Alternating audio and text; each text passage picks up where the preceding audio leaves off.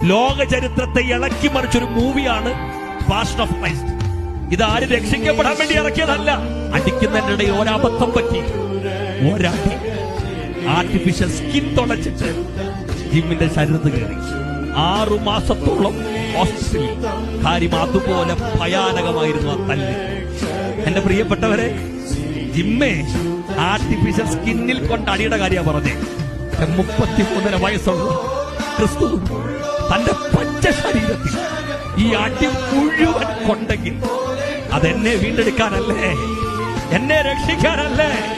എന്റെ പ്രിയപ്പെട്ടവരെ, ഇന്ന് രാത്രി വചനം കേൾക്കുമ്പോഴെങ്കിലും ഹൃദയത്തിനകത്ത് ആ ദൈവത്തിന്റെ ശബ്ദം ഹൃദയത്തിനകത്ത് സ്പന്ദനം നടത്തുന്നുണ്ടെങ്കിൽ അധരങ്ങൾ തുറന്ന് കർത്താവിനെ ആരാധിക്കാൻ എന്തിനാണ് തടസ്സം?